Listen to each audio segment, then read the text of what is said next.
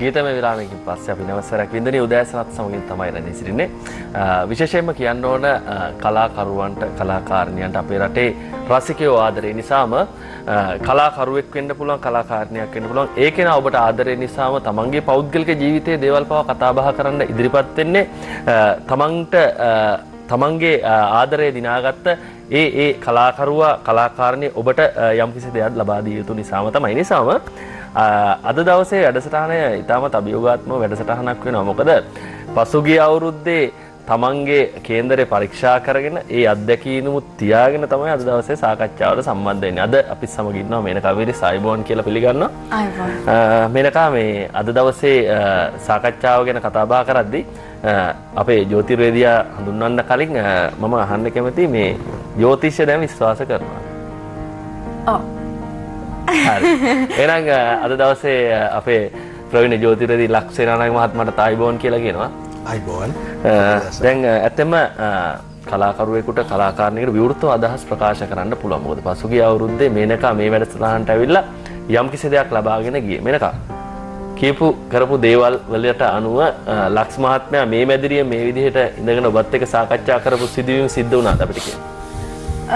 ඔව් මම හිතන්නේ මේ මම කිව්වා එදා එනකොට මම කිව්වා මේ ලක්ෂයටත් කොහොම මම වැඩි කේන්දර විශ්වාස කරන්නේ නැහැ. සාමාන්‍ය මට්ටමකට විශ්වාස කරන කෙනෙක් ඒ පස්සේ වැඩි දුහන කෙනෙක් නෙමෙයි කියලා. නමුත් ඒ අවුරුද්දක කාල සීමාව ඇතුළත මෙතුමා කියපු දේවල් මට විශ්වාස කරන්න සිද්ධ වුණා. මොකද ඔහු කියපු මේ දේවල් හැම දෙයක්ම එකින් එක මගේ අස්පන අපිට ඒ දේවල් ඇත්ත වෙද්දී හරි. අපේ රටේ ආදරණීය ජනතාව මේ වැඩසටහන බලද්දී ඔවුන්ට සැකයක් තියෙන්න බෑ. මොකද සත්‍යතාවය තුල තමයි මේ ලෝකේ රඳා පවතින්නේ. ඒ නිසාම ලක්ෂේනානායක මහත්මයා ඔබට අවස්ථාව අපි කතා බහ කරමු. මේ කලාකරුවන්ට ආදරය කරන පිරිසක් ඉන්නවා. ඒ නිසාම මේ කට්ටිය මේ අයට වටිනාකමක් දීලා තිනවා. ඒ නිසා මේ කට්ටිය ආරක්ෂා කර ගැනීම අපේ වටිනාකමක් කියලා හිතන නිසාම මේ අවුරුද්ද ඉදිරියට මොන වගේ සිදුවීම්ද වෙන්න තියෙන අපි කතා බහ කරමු. ඔව්. මම මෙහෙම කතාවට අද ප්‍රවිෂ්ඨ වෙන්නම්. මේනකා කලාකාරණී සම්බන්ධයෙන් සාමාන්‍ය ජ්‍යොතිෂ විද්‍යාව තුළ යම් කිසි න්‍යාය ධර්මයක් තියෙනවා. හිරු කියන ග්‍රහයව මුල් කරගෙන සූර්යයා වටා සියලු ග්‍රහයෝ කෙමින් ගමන් කරන ගතියක්. එතකොට මේක අඛණ්ඩව ගමන් කරනවා සූර්යයා වටා. එතකොට සූර්යයා වටා ගමන් කරද්දී මේ එකිනෙක ග්‍රහයන් තුල යම් කිසි වූ විශේෂ කිරණ බලයක් තියෙනවා. ශක්ති ප්‍රභවයක් තියෙනවා. එතකොට මේ ශක්තින් නිකුත් කරමින් තමයි යන්නේ. එතකොට අපිටම ජම්මලාභයක් අපි මේනකාවම උදාහරණයක් විතර ගමු. එතකොට මේ ග්‍රහයන් ගමන් කරන අවස්ථාවවලදී දැන් විශේෂ කිරණයක් තුල විශේෂිත වූ ජම්මලාභයක් ඔබ වෙන්න පුළුවන්.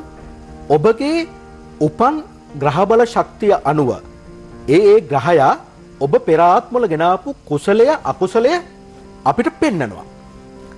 හැබැයි ඒක තරංග විදියට තැම්පත් වෙලා තියෙන්නේ.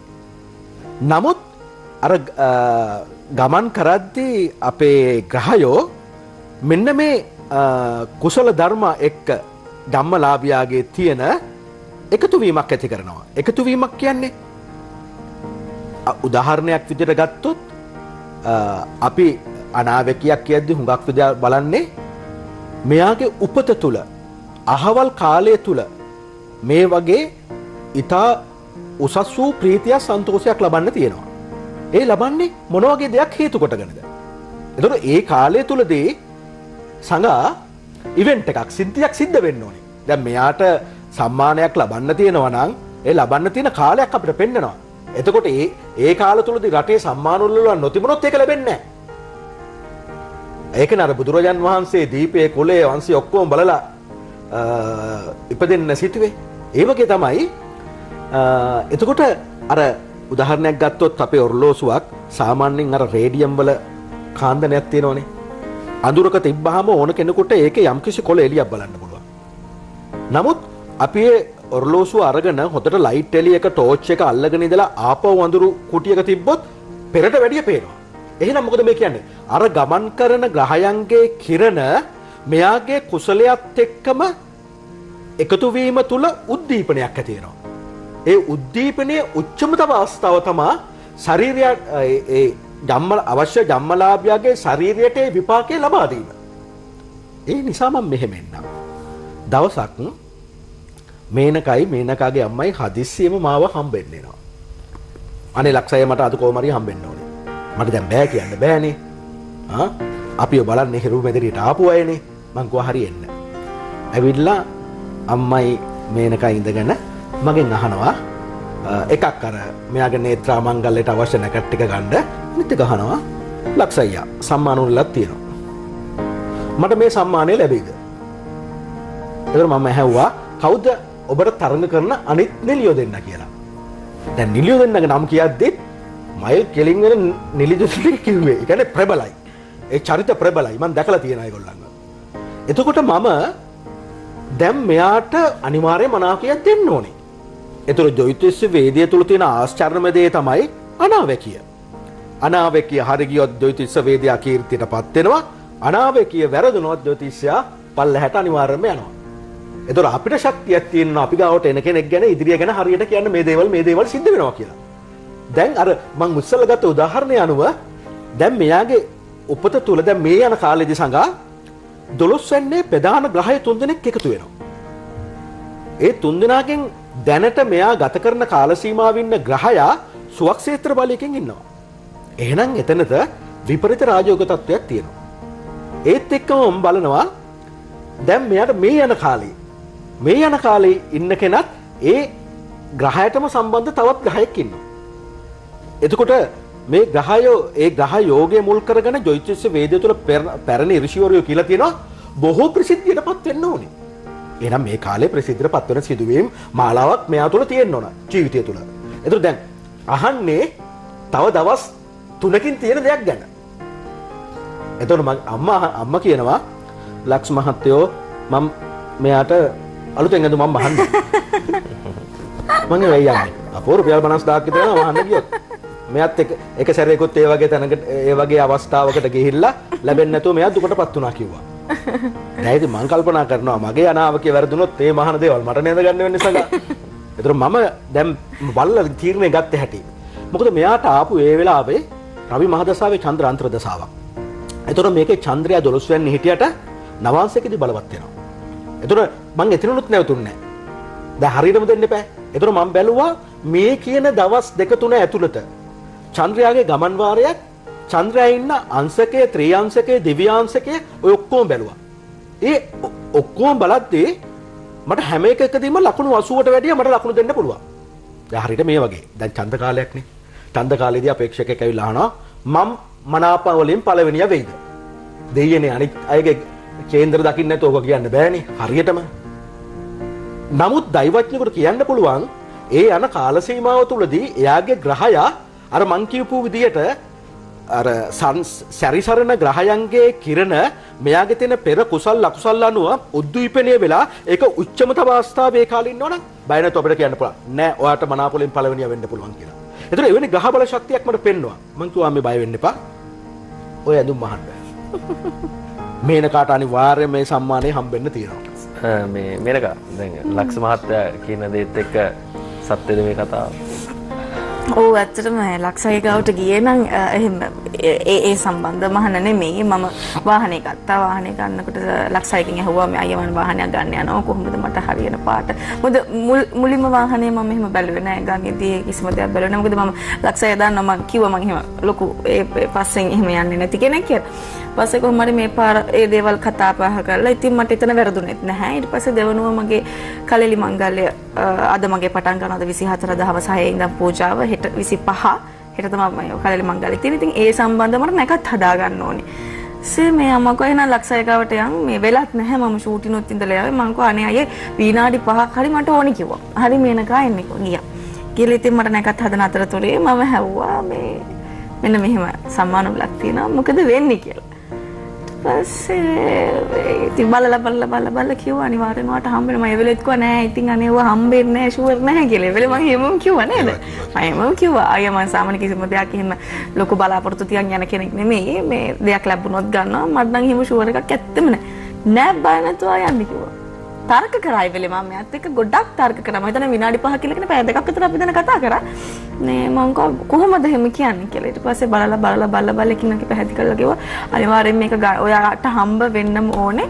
මම ඒකේ ස්ථීර වශයෙන් අද දවසේ කියනවා කියලා. මම කොහරි බලාගමු හම්බුනේ නැතුණු තුවතම කියලා මම එහෙම කියනවා. ආවෙත් මම එහෙම කියලා කුමාරි හම්බුනේ නැවස් මම පවදාම කෝල් ෆීල් කිව්වා නේද?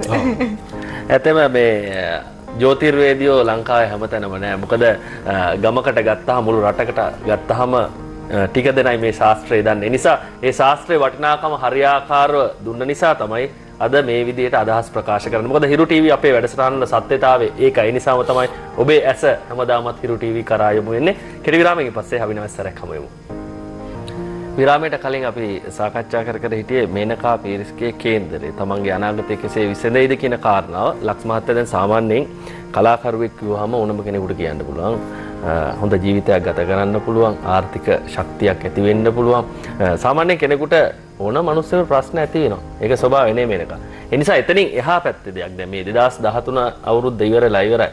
දැන් 2014 දැන් 2013 දුන්න බලාපොරොත්තු ඒ විදිහට වුණා. මේ 2014 නිශ්චිතව කියන්න පුළුවන්ද මොන වගේ සිදුවීමක් වෙන්න පුළුවන්ද තමගේ වෘත්තීය පැත්තෙන් පෞද්ගලික ජීවිතේ? ඔව්.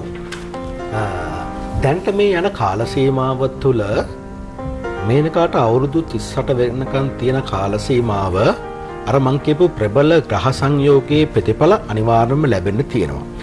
ලක්ෂ් මහතා පුංචි දෙයක් මතක් කරන්න ඔබතුමා කලින් කිව්වා රාජයෝග සම්බන්ධව. ඒ සම්බන්ධව මේ අවුරුද්දේ මොන වගේ ප්‍රතිඵලද සාර්ථකත්වයක්ද තියෙන්නේ? ඔව්. එතකොට මේ ග්‍රහ බල ශක්තිය තුළ විශේෂයෙන්ම ග්‍රහලෝකයේ ප්‍රධානම ග්‍රහය දෙන්න කියන රවි චන්ද්‍ර දෙන්නගේ බලවත් වීම හේතු කොටගෙන ඔවුන් ඉන්න ස්ථාන. දැන් මේ ස්ථානය රැකියාවක් කරන කෙනෙකුට කිව්වනම් මං කියන්නේ වෙනත් විදියකට. යම්කිසි අසාර්ථකත්වයක්. නමුත් 12 වෙනි කොටුවෙන් කියන්නේ මහජනයාට සේවයක් කරන ශේෂ්ත්‍රයක ඉන්න පිරිසක් ගැන. එතකොට ඒ තියෙන ඒ gedara හරි ශක්තිමත්. එතකොට ඒ gedara ඉන්න ග්‍රහයෝ 11 වෙන්නේ සම්බන්ධතාවය පවත්වනවා. 11 වෙන්න කියන්නේ සමාජ ප්‍රසිද්ධිය. ආදායම් මාර්ග ලැබීම. ඒකනේ ළඟදී කාර්යකුත් ගත්තේ මේනක. හරි. අනිත් පැත්තෙන් තමයි 10 වෙන්නට තියෙන සම්බන්ධකම. එතකොට දැන් මේ තියෙන රවි මහදසාවේ ගුරු අන්තර්දසාව ගත්තාම විශේෂයෙන්ම රාජ්‍යාංශයේ සැලකිලි ලැබෙනවා. ඒ කියන්නේ පෙර ආත්මවල මෙයා බොහෝ රජ්‍ය වෙනුවෙන්, ඒ කියන්නේ තම ඉපදුණු රට වෙනුවෙන් වැඩ කටයුතු කරපු කෙනෙක්. ඒකට පෙර ආත්ම කුසල් තිබීම හේතු කොටගෙන විශේෂයෙන්ම රාජ්‍ය අංශවල තියෙන දේවල් වලදී මෙයාට ප්‍රමුඛත්වයක් එනවා. එතකොට මගේ අර අනාවැකිය තවත් තීව්‍ර කරගත්තේ මං හේතු උඩ කරගෙන. එතකොට සැලකිලි ලැබෙන කාලයක්. උසස් අයගේ උදව් උපකාර ලැබෙන කාලයක්. එතකොට දැන් මෙතනින් එහාට 2014 ගද්දී ඊළඟට එන චන්ද්‍ර මහදසාව ගත්තාමත් චන්ද්‍රයත් මේ කේන්දරේ හරි බලවත්. ඒ බලවත්කම හේතු කොටගෙනම මෙයාගේ ඉන්න ශේෂ්ත්‍රයේ වටපිටාව මං ගත්තොත් කාගෙන් උදව්වක් ඉල්ලුවත් ලැබෙන පිහිටීමක්. අනිත් පැත්තෙන් කිව්වොත් සංගීතයේ නාට්‍ය අංශවලින් ඊටාම ප්‍රමුඛත්වයක් දෙස් විදෙස් ඇගීමකට ලක් වෙන්න පුළුවන්. සමහරට දැන් මේ නේත්‍රා මංගල්‍යයෙන් පස්සේ මට මේ කේන්දරේ පැහැදිලිව පෙන්නවා මෙයාගේ ඒක ප්‍රසංගික නාට්‍ය දේවල් මෙයාට විදේශගතවත් කරන්න ඇනවුම් ලැබෙන ආරාධනා ලැබෙන කාල සීමාවක්. කාලවකවාන නොනිශ්චිතව කියන්නේ. ඒ කියන්නේ දැන් මේ අවුරුද්ද දැන් ජනවාරි වල ඉඳලා ගත්තොත් මේක 38 වෙනකම්ම තියෙනවා. ඒතර මේ 38 වෙනකම් මම මේක හරි පැහැදිලිව කියන්නේ සමාජ ප්‍රසිද්ධිය ලැබෙන්නේ මෙන්න මේ වගේ කුසලයක් මුල් කරගෙන. මෙයා පෙර ආත්මවල තමාගේ මවුට බොහොම ආදරෙන් සැලකපු කෙනෙක්. තමාගේ අම්මව ජීවිතයේ අන්තිම කාලේ දක්වාම මං ඇහක් වගේ රැක බලා ගන්නවා කියලා බලාගත්ත කෙනෙක්. ඒ වගේම කසාද ජීවිතය තුළ ස්වාම පුරුෂයා දරුවොත් එක්ක වැඩියෙන් ගෙදර ඉඳලා සන්තෝෂයටපත් වුණු කෙනෙක්.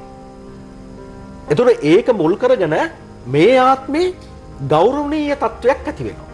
ඒ ගෞරවීය තත්ත්වය කොහොමද ඇති වෙන්නේ කලාකරුවෙකුට? තමා කරන කියන දේවල් වලට ඇගීමකටපත් වෙනවා.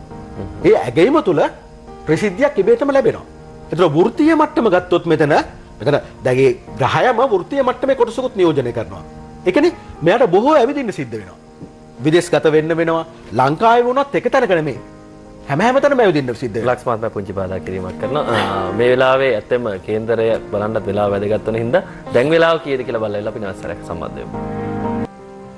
ලක්ෂ්මත් අපි කලින් විරාමයට කලින් වෙලා බලන්න කලින් කතා කරපු දේ ඉක්මනට ඉවර කළා විශේෂ දෙයක් අහන්න තියෙනවා අපි කතා කරමු. එතකොට අනිත් පැත්තෙන් ගත්තාම මේ ග්‍රහය පැහැදිලිවම කියනවා චන්ද්‍රයාගේ දකින ස්ථානය අනුව කලාව එක්ක ඩාන්සින් වෙන්න පුළුවන්, මියුසික් වෙන්න පුළුවන්, රංගපෑම් වෙන්න පුළුවන්.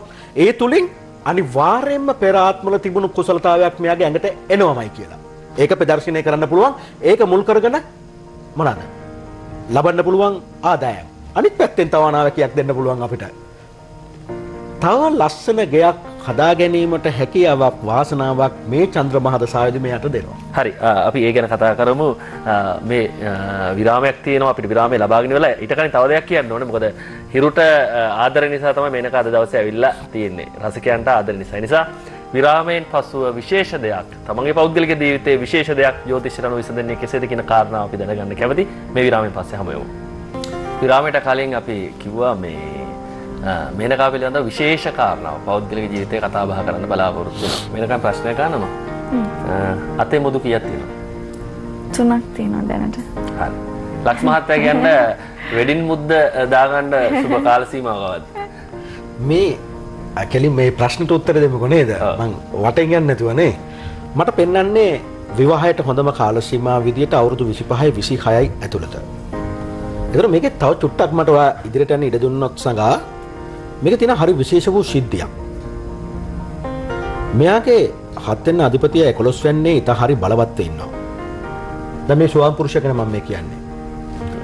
කටක රාශිය. එහෙනම් අනිවාර්යයෙන්ම මුදල් යාන වාහන තියෙන හොඳ පුද්ගලෙක්. તો නවාංශකේ දනුනාම ගෞරවනීය පුද්ගලෙක්. හැම දෙයක්ම තියෙන කෙනෙක්. ආගම දහමට බොහොම ලැබි වෙන කෙනෙක්.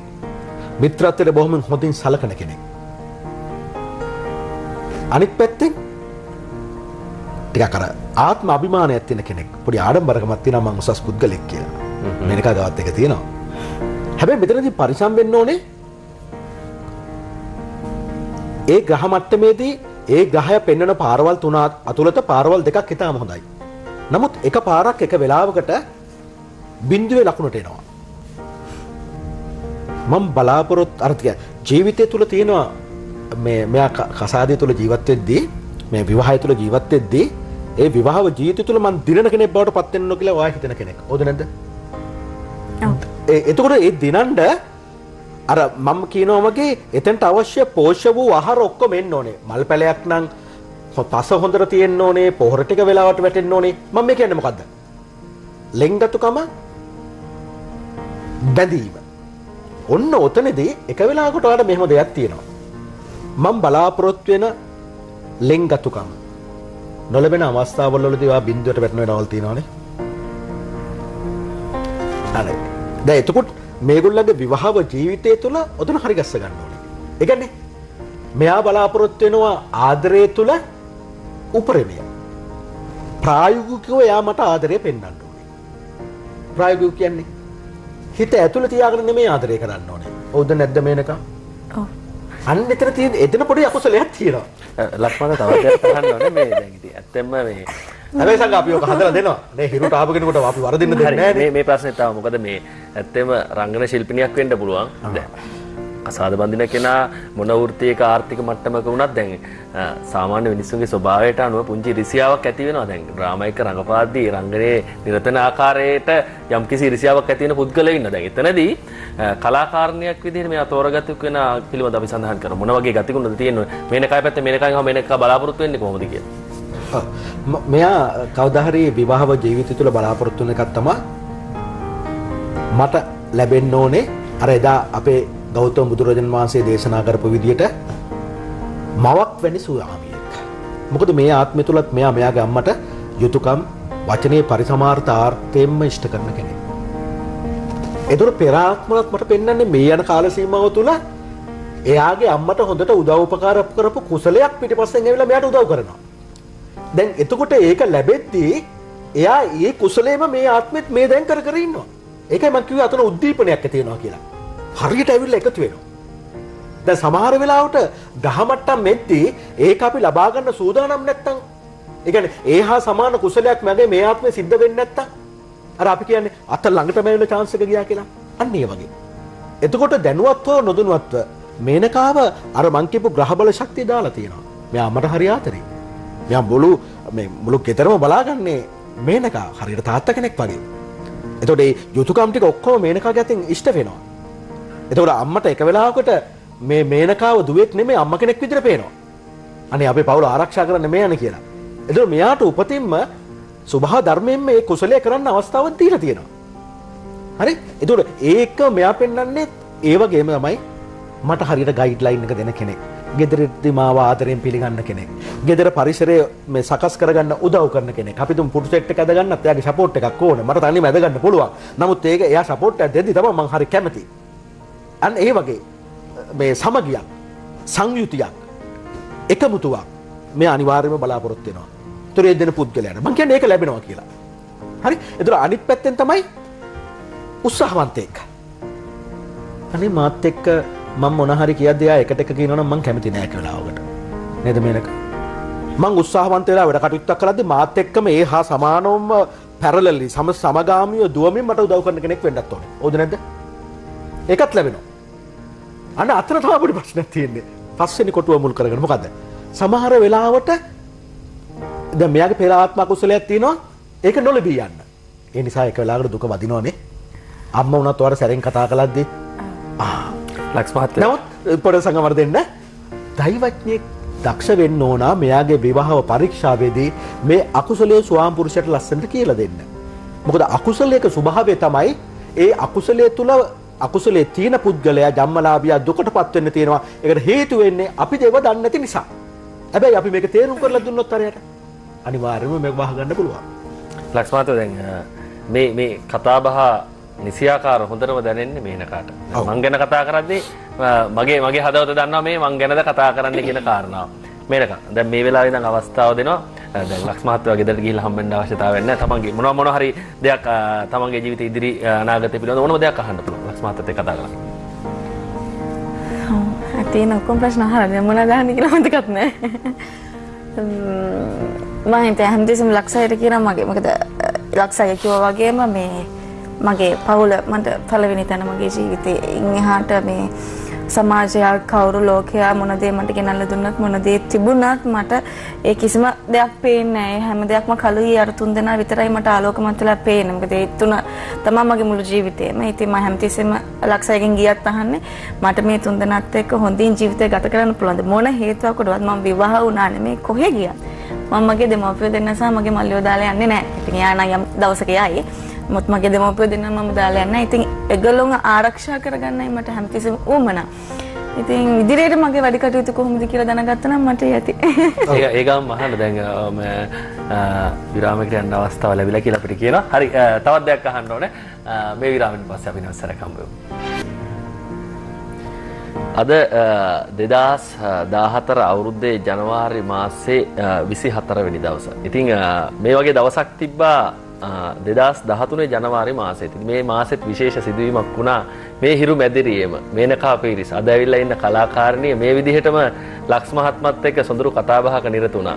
පුංචි මතකයක් අවදි කරන්නයි හදන්නේ. අපි බලන්න නැවසරක් කතා කරමු. දැන් මේ යන කාලේ අර වා කිව්වා වගේ දැන් මෙයාගේ ප්‍රමාදය ඇරෙන්න බඹර වැල්ලෙත් කරකින කාලයක්. මෙයාව නිතරම අපිට දකින්න හම්බෙන කාලයක්. ඒතර මේ යන කාල සීමාව එක දිගටම තියෙනවා. අනිත් එක මෙයා රාජකාරිය තුල බොහොම ඩියුටි මයින්ඩඩ් කෙනෙක්. රාජකාරිය මොකක් හරි වැඩක් බාරගත්තාම හරිම අවබෝධයකින් නිසි පිළිවෙලකට වගකීම අරගෙන කරන කෙනෙක්. ඒතකොට මෙයාව ගන්න ඩිරෙක්ටර්ස්ලා උනත් ආසයි. මොකද එයා වගකීම හරියටම ඉෂ්ට කරගැනීමේ හැකියාවක් උපත තුල මෙයාට තියෙනවා. ඉතින් ඒ නිසා මෙයාට වෘත්තීමේ තත්වයන් අර උනන්දුව හීන වෙන ගතිය, වැඩ කල් දාන ගතිය අතහැරලා ඉස්සරහට ගියොත් රුබන්. මොකද වව්. නියමයි. හොඳයි. මේක මුලින්ම අහන්න කැමති මේ ඇත්තම අද මේනකාව දකිද්දී ස්වභාවයෙන් පාව වෙනස්ස දකින්න. ඒ මේනකාද හිටියේ? ඒකද මට හිතාගන්න බැරි වුණා. බැටල් එකක් වගේ. හරි මේනකා දැන් අපි ආදරණීය ස්වාමි පුරුෂයෙක් තමන්ගේ ජීවිතේට ලබා ගන්න කොහොමද කියන කාරණාව කොයි වකවානුවද කියලා ලක්ස් මහත්මයා සඳහන් කළා. නැත්නම් බලාපොරොත්තු වෙන්නේ කොයි වෙන කෙනෙක්ද? ලක්ෂය ඒ ලක්ෂය 100ක් මම හරි හරි කරන්න උත්සාහ කරනවත් එහෙම නෑ මම හැමතිස්සෙම ඕපන් කතා කරන කෙනෙක් අයියා වැරදිලා නෑ මගේ එහෙම අදහසක් නෑ කියලා කියන. නමුත් ඔහු කියපු ගති පැවතුම් 100ක් මම බලාපොරොත්තු වෙන කෙනෙක්. එකක් මගේ දෙමාපියෝ දෙන්නට ඒ කියන්නේ මට හා සමාන ආදරය කරලා ඒගොල්ලන්ට කරු කරන පුද්ගලෙක් විය යුතුයි සහ විශේෂයෙන් මගේ යන වෘත්තියත් එක්ක මාව හොඳ තේරුම් ගැනීමක් තියෙන පුද්ගලෙක් විය යුතුයි. මොකද සමහරක් තැන්වල සමහරක් ගැට්ටන මතුවෙන්න පුළුවන්. නමුත් ඒව හොඳ මනසකින් දැකලා හරි විදිහට තේරුම් අරගෙන මේ මං කවුද කියන එක තේරුම් ගන්න පුළුවන් පුද්ගලෙක් විය යුතුයි. ඒ නිසා ආදරය කියන දේ මම 100ට ලක්ෂ ගාණක් බලාපොරොත්තු වෙන කෙනෙක්. චූටි දෙයක් මොකද අයියකෝ වගේ අම්මා වුණා දැනුත් බැන ආවේ මම හයියෙන් එලෝගෙන ආවිලා මේ. ඉතින් ඒ මොහොතේ උනත් මගේ හිත හරියට රිදෙනවා. ඒ කියන්නේ මමත් බානිනවා. මම බානිනවා හැමතිස්සෙම මම බැනගෙන ඉන්නේ. නමුත් මට පෙරලා මං ආදරය කරන කෙනෙක් මන්ට බයිනකොට මට හරි අමාරු ඒක දරාගෙන ඉන්න. ඉතින් ඒ නිසා මේ හැමතිස්සෙම උත්සාහ කරන්නේ ඒකමයි මේ මෙච්චර කාලයක් ලක්සය දන්නවා කාල සීමාවක් මම පැත්තකට වෙලා හිටියා. එහෙම මගේ ෆෙයාස් මම පත් තිබ්බේ නැහැ. කවගාවත් පස්සෙන් මම ගියේ නැහැ. මට ආපු හැම කෙනෙක්ම ඒ කියන්නේ මේව බලන්නත් කලින් මට හිතුණා කතා බහ කරද්දිම මගේ සමහරක් අදහස් වලට ගැලපෙන්නේ නැහැ කියලා. මොකද එකක් මම කියද්දි උන් 100ක් විතර කියලා ඒ වචනේ පල්ලෙහාට දාන්න උත්සාහ කරනවා සහ එක යම් ගැට්ටන මගේ වෘත්තියත් සම්බන්ධයෙන් මොන වෘත්තියක හිටියත් වැරදි කරන ඒක අපේ වෘත්තියද එහෙමත් නැත්නම් ડોක්ටර් කෙනෙක්ද ෆොක්ටර් කෙනෙක්ද ටීචර් කෙනෙක්ද පාර යන කෙනෙක්ද ගවර්න්මන්ට් එකක වැඩ කරන කෙනෙක්ද කියන එකක් නැහැ. ඕනම කෙනෙක් වැරදි කරනවා නම් ඒක තමන්ගේ ප්‍රොෆෙෂන් එකට අදාළ වෙන්නේ නැහැ. නමුත් අර අපේ ප්‍රොෆෙෂන් එකත් එක්ක මිනිස්සු සමහරක් බලන කෝණ වෙනස්. ඉතින් එතකොට එහෙම බලන්නේ නැති හරි නිර්වුල් මනසක් තියෙන කෙනෙක් තමයි මම බලාපොරොත්තු වෙන්නේ මූලිකවම. ඉතින් එහෙම කෙනෙක් ලක්ෂය කිව්ව එනවා කියලා. ඉතින් ඒ කියපුවා වගේ හරි එයි. ලක්ෂ්මත දැන් සබාදහම තීරණය කරන විදිහට කොයි කාල වකවානුවේද මේක න හොයාගෙන ඉන්නේ? අවස්ථා දෙකක් මට පෙන්නනවා. පළවෙනි අවස්ථාව මේ හමුවීම ඇති වෙන්න පුළුවන් ස්ථීරසාර වශයෙන්ම ඊට ඉස්සෙල්ලා පොඩි පණිවිඩ එන්න පුළුවන් සගා. 2015 3 මාසේ 1 වෙනිදායි 2016 1 වෙනි මාසේ 7 වෙනිදායි. අනිත් එක තමයි නැවසල මතක් කරන්න 2015 3 වෙනි මාසේ 1 වෙනිදා ඉඳන් 2016 1 වෙනි මාසේ 7 වෙනිදා. මේ කාල සීමාවත් හොඳයි. නමුත් මම ජ්‍යොතිෂවේදියෙක් විදිහට වඩාත්ම මෙයාට හොඳ නැකතක් හදන්න පුළුවන් කාල සීමාවක් විතර දකින්නේ 2016 5 වෙනි මාසේ 13 වෙනිදා ඉඳලා 2017 5යි 13 දක්වා කාලය. මේ කාලය බොහොම මේ තාම හරි තරුණයිනේ අප කියන්න වයසක් නැහැ නේ මේකට. එහෙනම් ඒ කාලේ ඊටාම හොඳයි. ඒතර මේ කාල සීමාව ගත්තාම අර මම දකින එකක් තමයි මේ පුද්ගලයා ගොඩක් වෙලාවට විදේශීය රටක හොඳ ඉගෙනීමක් තියෙන හොඳ වෘත්තීමය තත්වයක ඉන්න වගේ පුද්ගලයෙක් වීමට තියෙන හැකියාව වැඩි. හැබැයි කවදා හරි ඉපදුන රටෙත් ගෞරවනීය ප්‍රසිද්ධියක් ලබා ගැනීමට තියෙන හැකියාවක් තියෙන කෙනෙක්. ඒතර මම මෙයා හුඟක් වෙලාවට දකින්නේ ඉගෙනීමෙන් බොහොම උසස් වූ කෙනෙක්. උපාධියකටත් එහා ගිය පුද්ගලයෙක්. ඒ වගේ කෙනෙක් තමයි මේ ලැබෙන්න තියෙන්නේ. අපි මේ ඒ රාමුවට දාලා බැලුවොත්. ඒකයි මම කිව්වේ හොඳ විවාහයක් වෙන්න තියෙනවා. ටිකක් ඉවසගෙන ඉන්න ඕන අපේ කාල සීමාව වෙනකම්. සංගා මෙහෙම දෙයක් තියෙනවනේ ජීවිතේ. අපි හරි ආසයි සමහර දේවල් හරි ඉක්මනින් ලබන්න. නමුත් අපිට එහෙම ලැබෙන්නේ නැහැ. අපි එහෙම දේවල් ලබන්න ගියොත් අපි විනාශයටපත් වෙනවා. ඒතර සබහා ධර්මයේ තුම අපේ පෙර කුසලයේ අකුසලයේ තුල අපිට අවශ්‍ය දේවල් අවශ්‍ය වෙලාවට ලැබෙන විදිය තමයි ජ්‍යොතිෂවේදිය තුල කියන්නේ. ඒතර ඒ කාලෙ වෙනකන් අපි ඉවසීමෙන් යුතුව බලාගෙන සිටියොත් කුසල ධර්මයේ තුල අර මං කිව්වා වගේ ග්‍රහය කැරකිලා ඇවිල්ලා අපේ කුසලයට තරංග වලට එකතු වෙනවා. එතකොට අපි උත්තමතම අවස්ථාවලට අපි බලන්න සමහර හොඳ දක්ෂ ව්‍යාපාරිකයෝ ගත්තොත් පටන් ගද්දී සමහර වෙලාවට මේ කුලිකාරකමෙන් පටන් ගත්ත කට්ටිය ඉන්නවා. නමුත් අද මුළු ලෝකයක් දිනන්න පුළුවන් විතර ජයක් දැහි ව්‍යාපාරිකයෝ. ඒ කියන්නේ ඔවුන් ඉවසීමෙන් තමාගේ කාලය එනකන් තමාව හරියට පාලනය කරගෙන අවස්ථාව වෙනකන් ගිය කට්ටිය. අපි ඊට වැඩිය හදිස්සි වුණොත් මොකද වෙන්නේ? අපිට හදිස්සි විනාශයක් ඇති වෙන්න පුළුවන් ඒක නැති වෙන්න. නම් ඉවසීමත් තුල යද්දී දැන් ඒක තමයි මම මේනකන් හුඟක් දකින්නේ. මේනකා එක වෙලාවකට වැඩ හැම දෙයක්ම බදා ගන්න කැමති නැහැ. ඒතකොට මේ ලැබෙන වැඩ ටික හරි උපරිමයෙන් කරන්න බලනවා. ඒතකොට අනිවාර්යෙන්ම දානාවැක්කයක් විදිහට සංගා 2015 අර මම කියපු කාල සීමාව 2015 3 වෙනි මාසේ 1 වෙනිදා ඉඳන් 2016 1 වෙනි මාසේ 7 වෙනිදා වෙනකන් ආපහු මට පේනවා 2016 5 වෙනි මාසේ 13 වෙනිදා ඉඳලා 2016 5යි 13 කාල සීමාව. එතකොට මම පැහැදිලිවම කියනවා 2017යි 2018යි ඒකම 2020යි 2021යි මේ කියන කාල සීමාවල් තුල අනිවාර්යයෙන්ම මේනකා පීරිස් කියන කලාකාරණිය තමාගේ වෘත්තීයමය කටයුතු මුල් කරගෙන මේ වගේම සම්මානවලට නිර්දේශ වීමේ අනිවාර්යයෙන්ම කුසල ධර්මයක් මෙතන තියෙනවා. ඒවා ලැබෙන්නත් තියෙන. ඒතකොට මේ ලැබුණු සම්මානය සඳහා ඇයගේ පළවෙනි සහ අවසාන එක නන් නෙමෙයි. හරි ලක්ෂ්මත්මයා දැන් මේ විදිහට තවත් කතාබහක් 2015 අවුරුද්දේ මතක තියාගන්න ඕන මාර්තු මාසෙන් පස්සේ ඕනේ. මාර්තු මාසෙන් පස්සේ මේ මැදිරියේදීම මේ කතාබහ මේ විදිහටම ඒ දවසේ ඔබට අහන්නත් ලැබේ දකින්නත් ලැබේ. මේක අපි මේ සාකච්ඡාව නැවසලා සම්බන්ධ කරමු කියන බලාපොරොත්තු දෙනකම් මේක අද දවසේ විශේෂ වැඩ කටයුත්තක් තියෙනවා මතක් කරමු. ඔව්. ඇත්තටම අද හෙට දවසේ ජනවාරි 25 මගේ කලිලි මංගල්‍ය පවත්වන බෙල්ලාන්විල රජ මහා විහාරයේ අද හවස 6ට අපේ පූජාවල් පටන් ගන්නවා. ඉතින් විශේෂයෙන් මතක් කරන්න ඕනේ මගේ ගුරුවරු දෙන්න එක්කෙනෙක් මගේ ගුරුවරයා සිරිනාම තල්ගහගොඩ පාරම්පරික නර්තන ශිල්පියෙක් කලාභූෂණ සිරිනාම තල්ගහගොඩ ඔහුගේ බිරින්දා තමයි මේ සර්ණා සිරිනාම කියන්නේ. ඉතින් මිස්ගේ අතින් තමයි අපි කලෙලි බහින්නේ. මා සමග තව ළමයි 28 දෙනෙක් ඉන්නවා. ඔක්කොම 29ක්. තව අපේ පිරිමි ළමෙක් ඉන්නවා. යත් එක්ක එතකොට මුළු ගෲප් එකම 30 දෙනෙක්. එක්කෙනෙක් වෙස් බඳින අනිත් හැම කෙනෙක්ම කලෙලි බහිනවා. ඉතින් මාස 6ක් විතර කාල සීමාවක් මස් මාළු නොකාපේ වෙලා ගොඩක් ආරක්ෂා වෙලා මේ වැඩ කටයුතු කරගෙන ගියා. පුහුණු වීම කටයුතු කරා. මොකද ඒක කලෙලි බහිනවා කියලා කියන්නේ ඔඩරට නර්තන සම්ප්‍රදාය නර්තන ශිල්පිනියක් විදිහට අපි අභිෂේක ලබනවා කියලා අපිට උගන්වලා තියෙන සහ අපි දැනුවත් කරලා තියෙන. ඉතින් ඒක හරි බැරෑරුම් කාර්යයක්. හිතුණට හැම කෙනෙක්ටම කලෙලි බහින්නත් බෑ. හිතුණට හැම කෙනෙක්ටම වෙස් බඳින්නත් බෑ. මොකද ඒක පාරම්පරික සම්ප්‍රදායක් අනුව සහ පුහුණු වීමක් ඇතුව හරි විනයකට කළ යුතු දෙයක්. ඉතින් මම හිතන්නේ මගේ මිස් ආරක්ෂක සේවා විද්‍යාලයේ උගන්වන ගුරුවරියක් ඊට කලින් විදුහල් ගණනාවක ඔහු ගුරුවරයෙක් විදිහට කටයුතු කරා. ඉතින් මම වාසනාවන්තයි මට චූටි කාලේ ඉඳන් මැන්ඩිය කියලා දුන්න ගුරුවරිය යටතේම අද දවසේ මට දැන් අවුරුදු 24ක් මේ වෙනකොට කලෙලි බහින ලැබුණායි කියලා කියන එක මට ඊට කලින් කලෙලි මංගල්‍යයක් කරන්න තිබුණා. මිස් එක්ක එකතු වෙලා කරන්න තිබුණා. නමුත් අපේ හරි කාල සීමාව වෙනකන් ඉන්න ඕනේ. අසහාය දැනුමෙන් පරිපූර්ණ වෙනකන් අපි ඉන්න ඕනේ. ඉතින් ඒ නිසා ඉවසන් හිටියා. කොහොම නමුත් ගොඩක් ලොකු සතුටක් තියෙනවා මේ වෙලාවේ. වෙනක පුංචි වාදා කිරීමක් වෙලා මතක් බලන සරක අපි සාකච්ඡා කරමු. මේනක ලොකු සතුටක් තියෙනවා මේ කාල සීමාව තුළ මේ දේවල් කරගන්න ලැබුණාට. ඉතින් මේ හැම දෙයක්ම කරගන්න හම්බුනේ මගේ අම්මා මගේ පිටිපස්සේ හිටපු නිසා. මොකද හැම මොහොතෙම ලක්ෂය සමරකලාට කියන මං හරිම කම්මැලි කියලා. එහෙම ඒක ඇත්ත.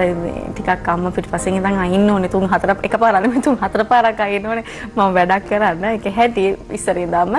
ඉතින් කොහොම නමුත් එයාගේ ආශිර්වාදය සහ මගේ දැන් මේ ගුරුවරු දෙන්නගේ ආශිර්වාදය මගේ තාත්තගේ මේ හැම කෙනෙකුගේ ආශිර්වාදය අතුව හෙට දවසේ පාන්දර 4 ඉඳන් අපේ චාරිත්‍ර තියෙනවා. මොකද චාරිත්‍ර අනුකූලව කරන්න එකයි මම කිව්වේ ලේසි නැහැ මේ දේ කරන්න.